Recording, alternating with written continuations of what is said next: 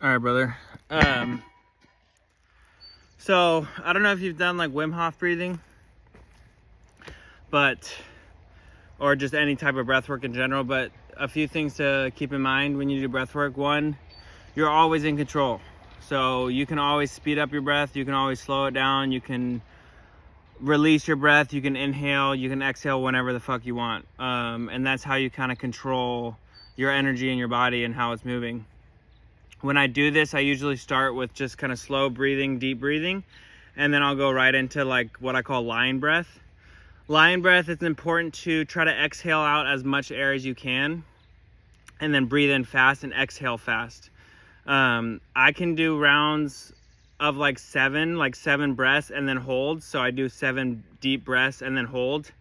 And I have like some of the most powerful experiences I've ever had in my life. But it's nice because unlike LSD or shrooms, you're not stuck in the fucking trip. Like you get a brief moment of high and then you kind of come back down to earth and you can start breathing again and go deeper.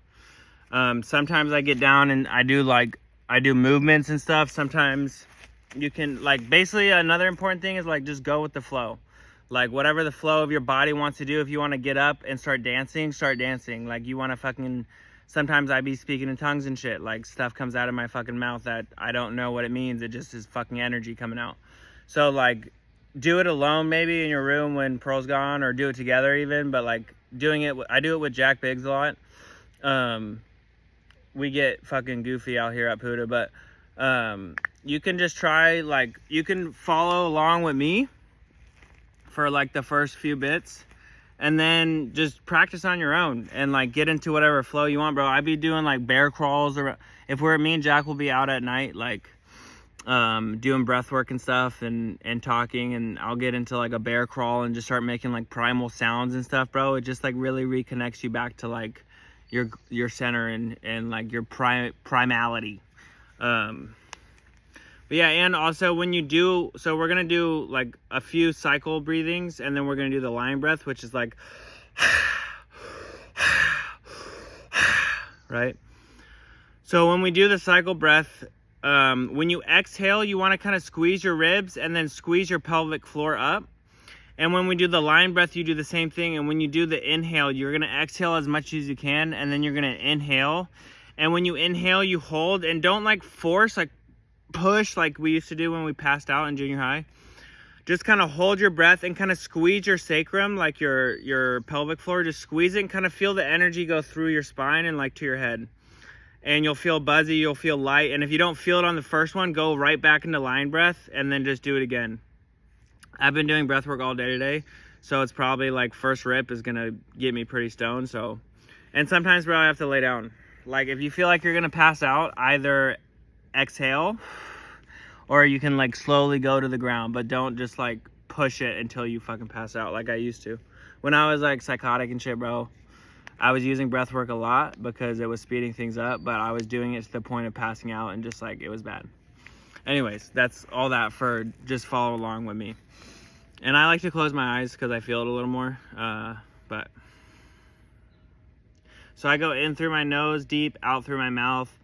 And then once I feel a flow, I go into the all mouth breathing.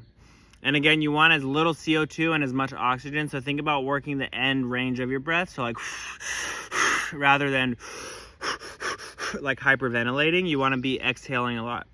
All right, that was 4 minutes a lesson. So let's just do it. And you can just follow.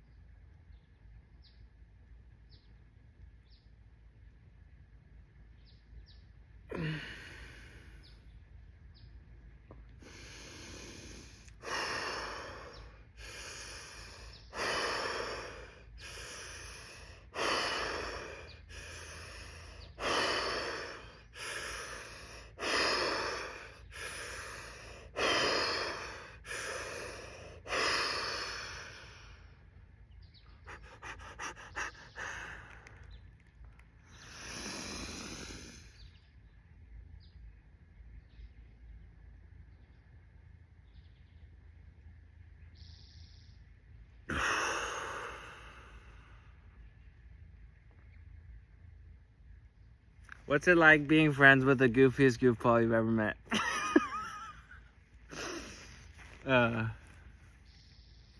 Sometimes, bro, it's funny because, like, the thing I would say I love the most about myself is, like, how goofy I can be and just how silly I can be. And it's, like, in the same regard, it's the thing I feel the most shame of sometimes when I'm, like, feeling insecure about myself or whatever. It's interesting. I wonder if you feel love for yourself, and if you do, if you also feel shame for yourself in the same regard sometimes. Because it's just such a silly thing. I'm sure that not I just struggle with, other people struggle with too. I feel like our struggles are very different. Like, I don't know. We both have human struggle, obviously. Like, we both have a human struggle, and that's what I really love about breath work is if I'm feeling stressed or anxious or something, bro, you just go into like a like deep ass fucking breathing, and you hold and you see like how much of a bitch you are, like how far you can go with it. And not to like again pass out, but it's something that really helped me with my resiliency of like if you can push through deep breath work, like you can push through a lot.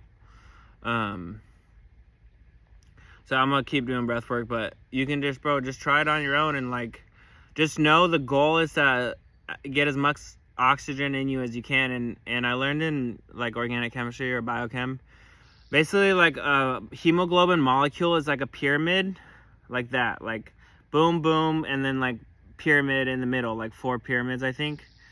And there's a middle atom, and when oxygen is not bound, it's in this shape. And so there's like squares, and it's up and like this. When oxygen binds it, it goes into a planar function. And so like the orbitals around them are all in symmetry. Rather than being out of alignment, they're in alignment. And so I feel like that's probably has some effect on why breath work works, because you're hyper oxygenating your blood, and more of your blood is in that aligned state. And that's why you feel more aligned and have interesting experiences. But yeah, bro, I would just find a time when you have time to yourself at home where you don't have to like be self-conscious of like I'm out in the middle of nowhere. You don't have to be self-conscious about like how you're breathing, because sometimes, bro, I'll literally be like in this and just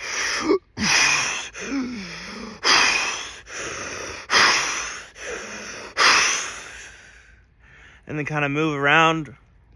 You know, just find what feels good with your body. And sometimes your body will twitch, or it's just like getting shit out of you, bro. Like demons out of you, bro. Like, anyways, that was unhinged, but breath work is supposed to be unhinged. So the point of it is to explore consciousness and using your body in different movements. You can do different mudras and shit.